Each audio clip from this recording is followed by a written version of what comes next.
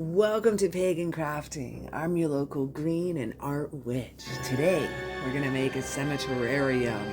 I found this little terrarium thrift flip that needed to happen. It needed to be a little cemetery. I love going to the cemetery personally, and I miss going in the wintertime. So I'm gonna bring the little outdoors in. Join me today as we have a little fun.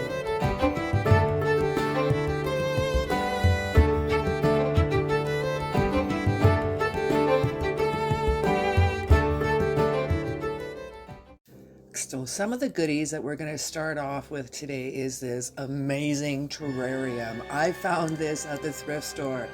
I said in the beginning, I swear I manifested this. We're going to use some moss, some Mod Podge, some little gravel bits I got from the dollar store, possibly some paint. We have some craft glue, some skewers, a little skeleton, some wire. I also have some fishing line, as well as tweezers, cutters, things like that, paint brushes. I found these on Temu. These are like a black onyx tombstones, and this is one thing I did buy. Oh, I had to, Michael's Craft Store. And we're gonna use some Florist Foam as well.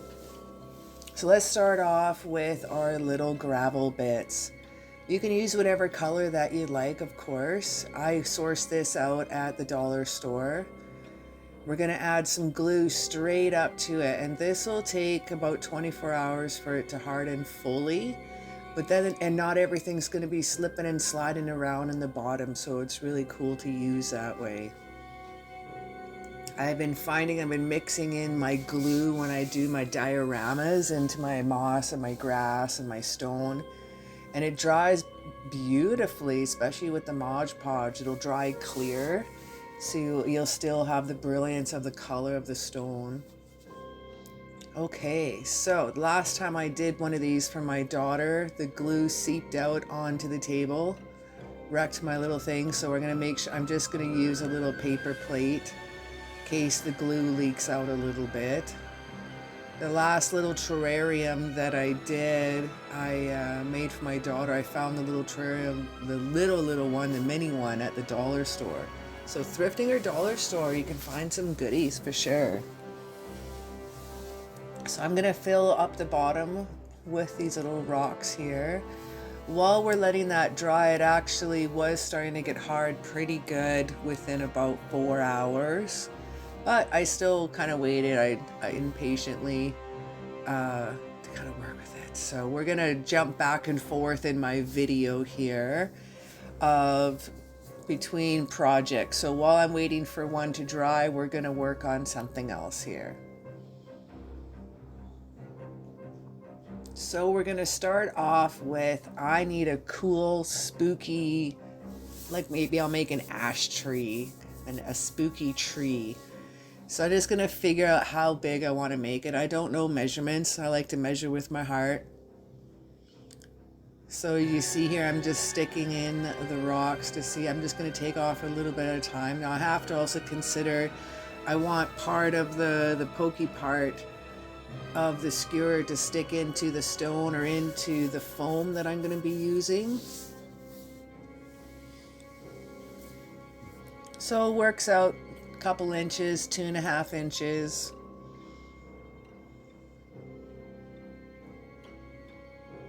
And what I like to start before I create my wire tree, I do use a skewer as my base, something to hold the wire on. And then I use less wire too, and I have the pokey part to put that in, like I said, into the foam. So I'm going to wrap up the base of the tree, I guess it's going to be. And we're going to be making a hot glue tree. I made a hot glue tree when I did my Sabbath Stonehenge, but I lost footage. So I'm adding extra footage in this video of me making this tree so you can see how it was done. Because before I'm like, this is me wiring it, then all of a sudden, boom, I'm painting it. I'm like, oh. So this will give you a step-by-step, and they're really easy to make. I used a thinner wire for this because I have a little bit of, sometimes my hands are a little sore. I got a little arthritis in my hands sometimes from all the stupid things I did when I was younger in sports. So I find a very thin wire is a lot easier on the hands, and I crafted this wire out also at a local dollar store. But this I had in my collection I use for my jewelry making. I did use a cheaper wire. You don't want to use silver because we're going to be also taking hot glue over top of this. So you don't want to waste your coin that way.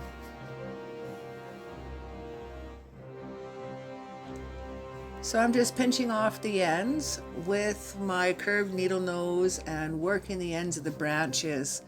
I'm at about, you can do like 5-6 branches, or always trying to keep an odd number. And then after you're done with the branches, we're going to move on to the root system.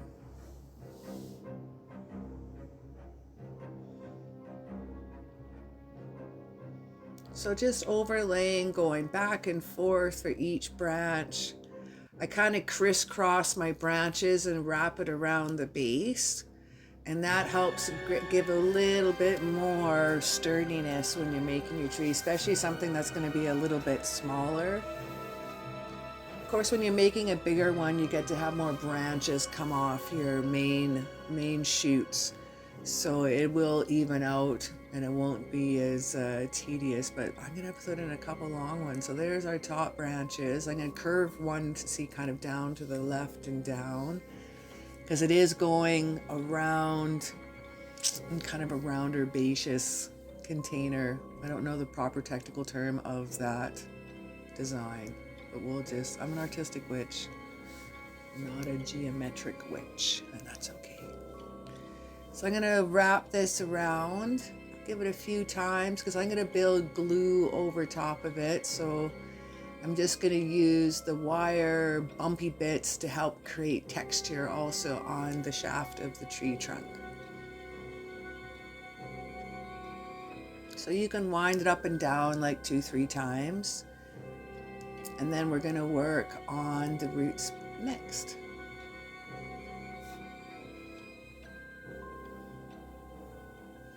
Doesn't matter if some of the wire gets knotted up a little bit. That's just going to give more love and more natural look to your tree, so it won't look so straight either.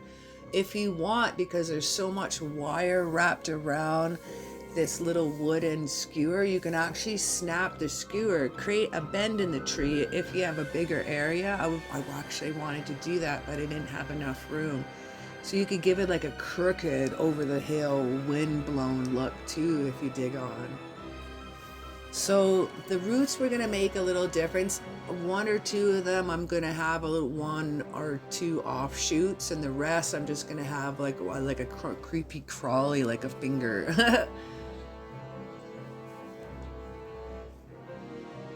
So there's just kind of like a 1 offshoot. And I don't put the roots all the way down to the bottom, because we want the pokey part to kind of help it out, and the roots are going to balance out in the little diorama.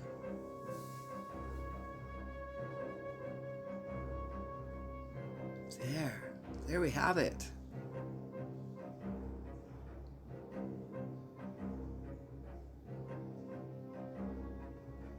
Okay, one of my favorite parts for making little tree dioramas or making mushroom lights is getting out. I love doing art with hot glue. It's been my newest thing for the past, I don't know, like how long have I been making those mushrooms for? Like 4 years now? Oh my gosh. It's so cool, the different things you can do with hot glue. Like I've been on my sigil book with you and all you guys. We had fun together. I made some designs on the sigil book, and then I made a spell book, and now I'm doing a grimoire book with the same technique. And then that way I don't have to sculpt it all with polymer clay, and it's actually it's a lot cheaper way to go too. I'm a frugal witch, and that's okay too. So what we're doing is we're building up the branches of hot glue.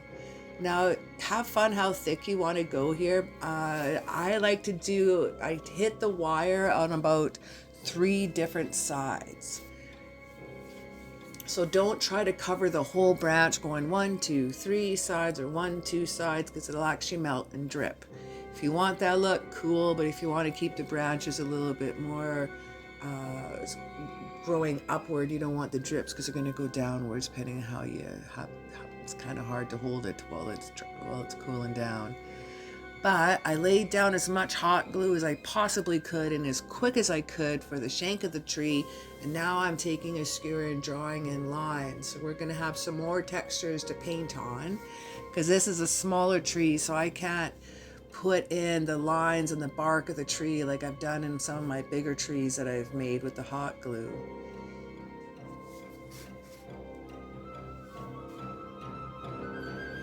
So I'm going to do a coat of black on this whole tree, because this tree is going to have a gray look to it. We're going to have a few different shades of gray. So I would like some of the darker tones, some of the deeper bits and bark to be darker. So we're going to lay down darkest to lightest. Sometimes I do dry brushing lightest to darkest, but this one we want to draw back some of the ins and the outs.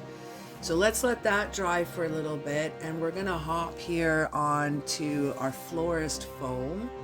This is a plant foam that actually, if it gets wet, absorbs water, but I find it, because I don't make too much money from this channel, so it's just what I can source, and this stuff is super inexpensive. I don't have the blue foam, and I find this stuff really fun to use. I first bought it because I was a thrifty witch and it was just super inexpensive. Found it at the dollar store and I'm like, this will work. And I also found out it actually paints pretty cool. I make some cool textures. I can form it with my fingers. I can smooth it out. I can correct mistakes with it. It is really fun. So first it was because I was kind of cheap, but that's okay. Just a thrifty witch is what we're gonna call it. And it wound up being a really fun product to work for my dioramas. So I've been using that for my dioramas for with you guys now for about a year.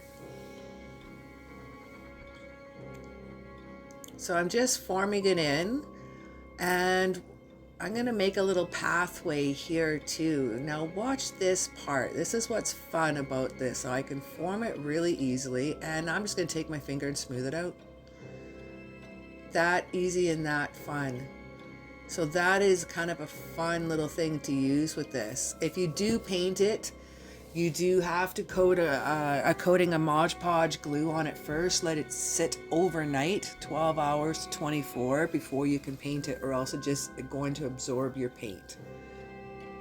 You won't get some of the techniques that you can with dry brushing. It makes some weird, I don't know, it just absorbs the paint in an odd way. So it's definitely kind of good to lay down some glue first. Now I have these pieces all fitted out. I'm gonna grab some moss here, and I just sat down and grabbed some reindeer moss and sat there and chopped it up super fine and then put it through my herb buster. And we're going to create some little grass. And I got this moss at just a little dollar store as well. So you don't have to go out and buy the diorama grass. Just use some moss.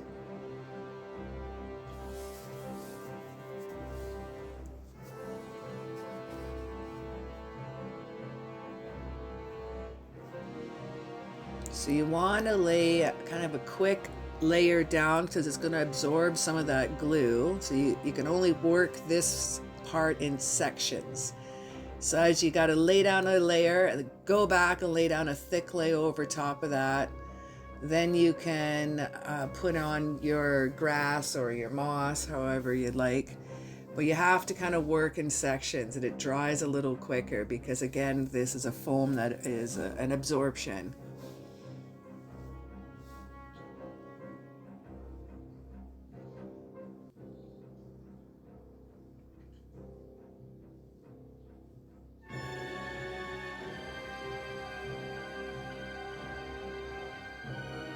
So this one I forgot to do the double layer, and after it dried I wound up having to go back and touch up some more moss, but that's okay. It actually worked out. It didn't look like I did 2 layers because it dried quite nice together.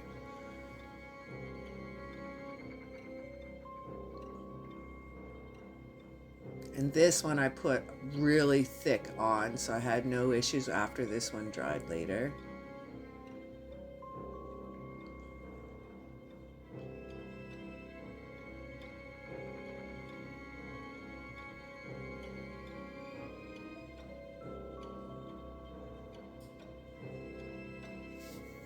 Okay, so now we're gonna rock our little pathway. I want to put a healthy amount of glue on.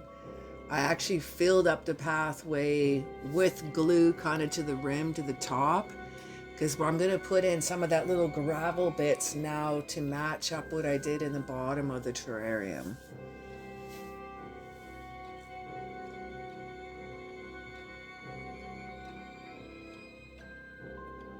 And it was starting, I had so much glue in there, it was actually starting to pour out. So I used the other little base to help prop it up, because it's hard to tell at this angle, but I made quite a little hill base.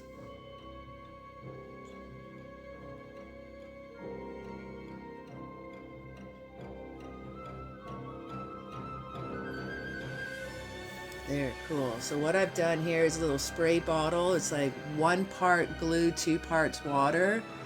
Giving that little spray down, and that'll help seal in the rocks too. I've used that in quite a few of my videos. So if you have any questions, just throw me down in the comments and I'd love to help you out there if you have any questions about that. That's a little diorama trick there that helps lock in everything. Now, I'm talking too much, but I'm missing out on these beautiful onyx little tombstones I got from Temu, and these ones I got from Michael's craft store. This actually, I wanted to do a cemeterium for months now, and I finally found these because Halloween is coming. So they put out these wonderful little tombstones.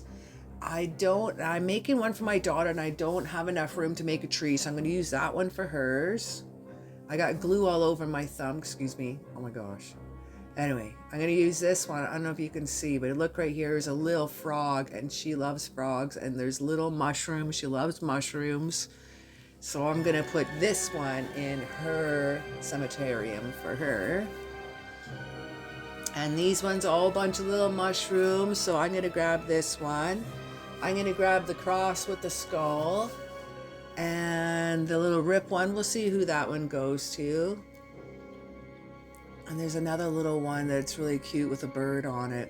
I think we're gonna have some fun, but I find that some of them are a little hard to see right now, so I like to paint them. But before I do that, I'd like to figure out the depth. I'm gonna glue some of the skewers onto the bottom. I noticed some other YouTubers, when they were making their cemeterium, they were trying to glue the tombstones onto the moss, and there's no base. So it just falls forward. So I'm like, all right, we have to make a base. We're gonna have to make a little wire or skewer. So you can, if you have some shish kebab skewers, what do they call them? Kebabs, shish kebabs, souvlaki's, anything like that. And then what we're gonna do is we're gonna hot glue, after we figure out how much room we have to be able to. I think I'm going to put this one here at the back, so I'm going to need a bit of a longer pokey point. Just kind of playing around. So some of these I'll have to make a little shorter.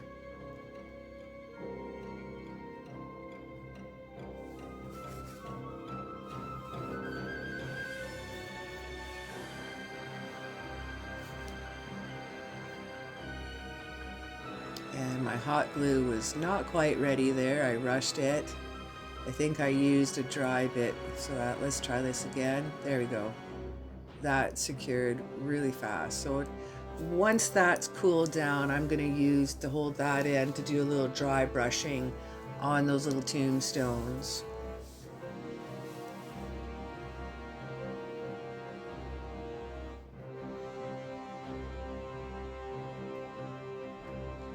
And then again, just playing around with some of the sizes. Some of them I'm going to make a little bit shorter, so you can just use some scissors or some wire cutters here work out really great.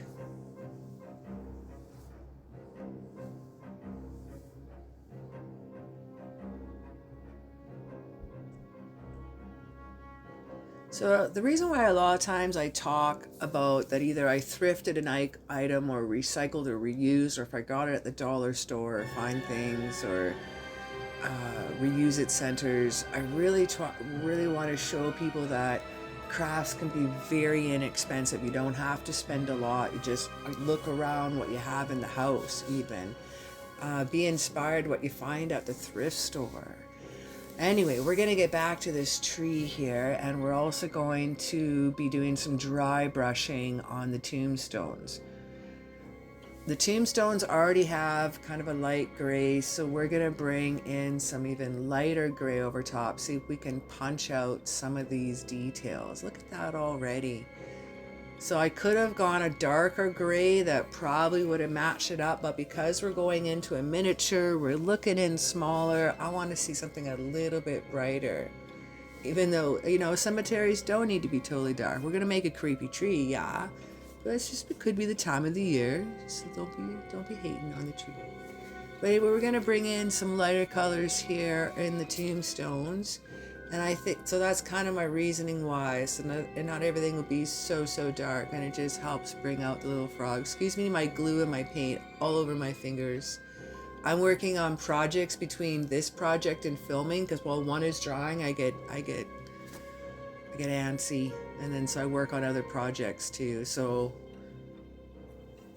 sometimes you see weird colors on my fingers that I'm not working with in the video because I'm doing something else too, which will come up sooner or later.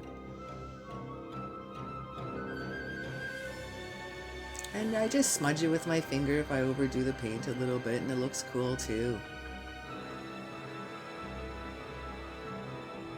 So now that we've finished all our tombstones, I think it's time we do the tree.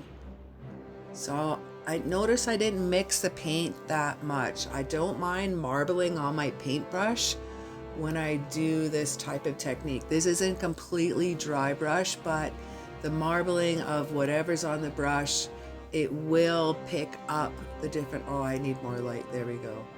I will pick up the different textures and stuff that the glue will leave behind. This is my favorite part of making these little diorama glue trees.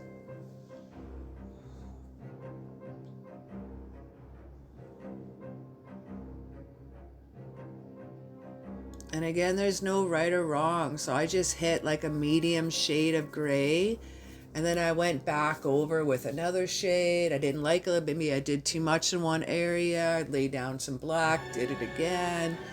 I did some stamping on here, and it turned out great. It looks like an ash tree to me. Now this is now super hard, and look, we got our color back now. It's no longer white, and it is solid. This is all ready to go. This is solid. Little pathway is super awesome. Oh, it matches up great. I actually kind of wish I didn't have to put one more base in there, because it looks really cool like that. Again, I'm not all about measurements, so sometimes I gotta take things in and out a few times. Oh yeah, I think I'd like to have it up kind of more of a slant, so it's more coming down the hill. Now, there was about 10 minutes of me struggling with this tree. The tree's the right size.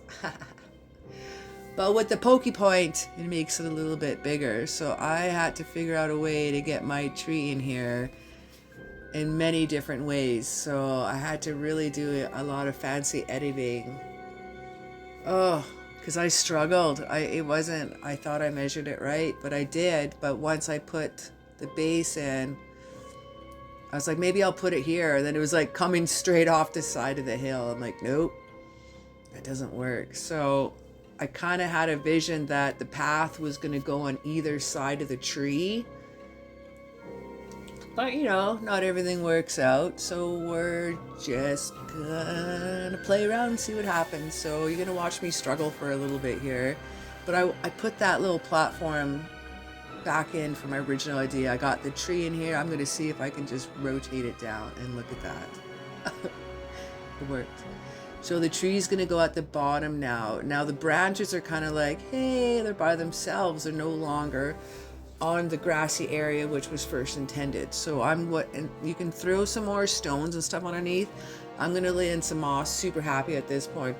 Finally got it in. All right, so we're gonna bring in moss. I have 2 shades of reindeer moss, and I'm also gonna rock in also some old man's beard moss that I had left over from when I made the fairy cornmeal.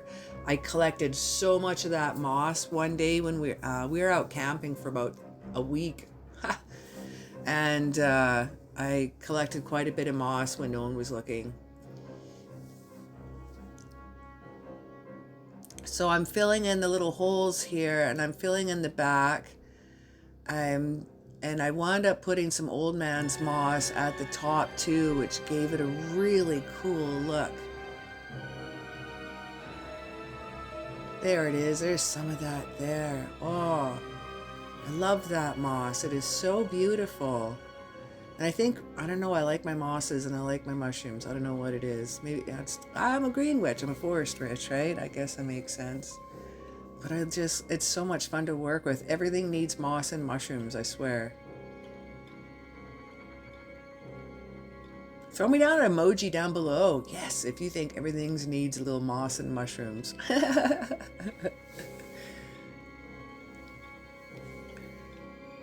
Okay, so we're starting to look cool now. We're starting to get, I need a little bit more of a filler underneath the roots that are coming out now. I have these finger roots and we need to build that up a little bit underneath. I don't want to lose that root, so I don't want to put the moss over top of it. I really like to see that. Now I've made a little hangman's noose. I used embroidery thread. First off, I tried it with some hemp twine and it wound up being too big. Here's my little example, and I had to like wrap it a few times and I'm like, it still doesn't, it's too big for the tree. So I didn't show, I'm not going to do a tutorial on how to do a noose. You can find out how to make that knot online. And also when you're making one that tiny, my friends, it takes a few tries and it takes a little bit of patience. I don't have a lot of that. So it took me a few tries, so we're not going to film that. We don't need to see that. We don't need to see that. Okay, now we get the fun parts. We are going to use my long tweezers and start putting in, oh, see how that glue is pretty hard. It's good. It's going to hold them up. And start putting in my tombstones. You could also make your own tombstones from some of that green Florist Foam as well and paint that. Oh, that'd be so much fun. And now we're going to add to that little walkway. So I want to make it look like the walkway comes from up the hill, down around the hill where there's tombstones and all the way to the front. I just want you to like, when you first look in, you just want to go for a lovely little casual walk in the cemetery. I think it would be so much fun. I love walking in cemeteries. So I think a nice little walkway is a little contribute to just having a wonderful day. Now what I'm doing is like, I have old man's moss. This would be great on the tree. So the pieces wound up being gigantic for the tree, so I wound up taking off a little piece at a time, and my hand's in the way, so that's super awesome.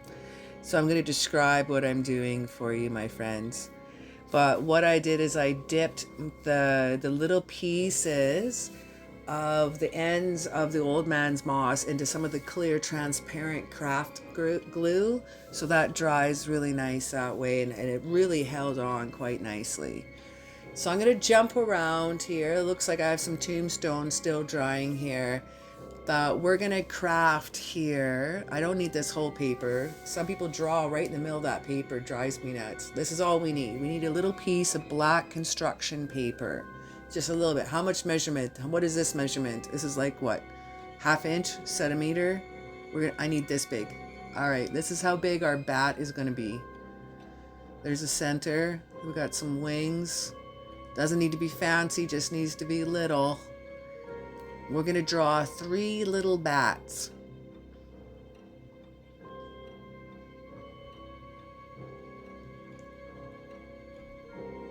Just a little, it looks more like a Batman logo, but I'm okay with that. So if you want some, or you can, if you don't like drawing bats, you can just print out a little look up bat silhouette, and then you can print it out really, really, really, really small on your printer, as small as you can get it, and then just trace it out on paper and cut it out.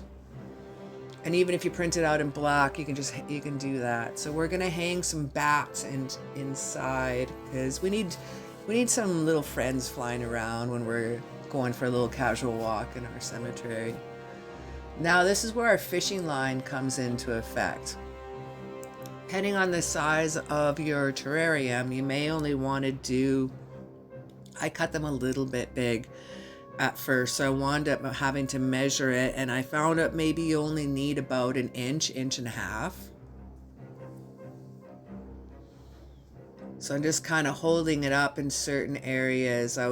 This is before I assembled my cemeterium all together. I was just working on the bats, had those set to the side. So again, I'm jumping around in the video a little bit here, but these ones had to dry for a while, so I did these first, and then I went back to assembling the rest of the cemeterium. I just like saying that word, it makes me happy.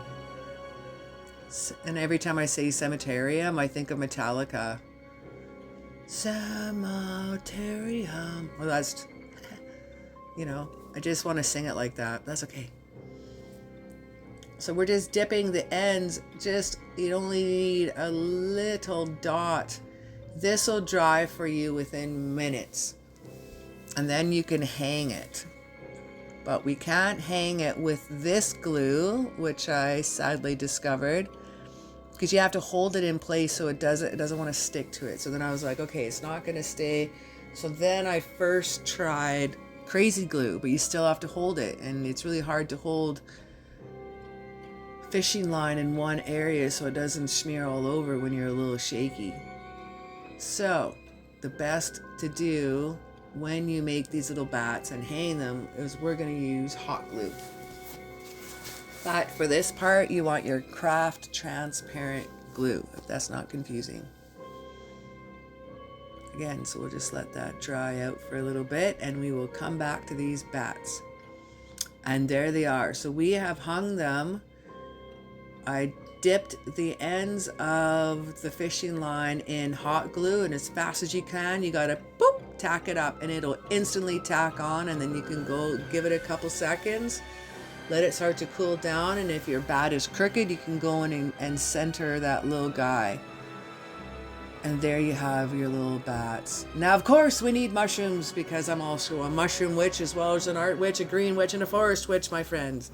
These are also left over from another project that I went absolutely bonkers with the small little teeny tiny mushrooms. So it doesn't matter that the stems are not painted yet, that I haven't painted them white yet, because we're going to push them right into the ground. So they're going to be used as little stakes.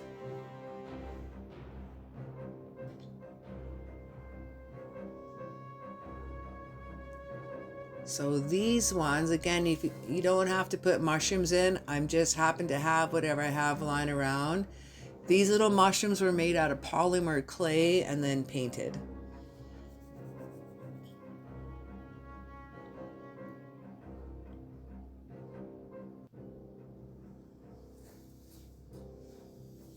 So apologies, I don't have any video of me making these mushrooms, but I plan to be doing some miniatures of mushrooms in teeny tiny bottles in a apothecary setting here coming soon at a theater near you. So I will be making some more little bitty teeny tiny lovingly little mushrooms. And of course we need some mushrooms along the pathway. Yay! Look at big glue strings still. I got so much glue strings there. And then I put some, I had to glue some in there. It wasn't sticking in, but I glued some mushrooms between the roots and whatnot. Oh, love it! I love this little cemeterium. Well, thanks so very much for hanging out with me and taking a lovely little stroll down, just down a little cemetery. Check out some bats. Check out a little noose from the past.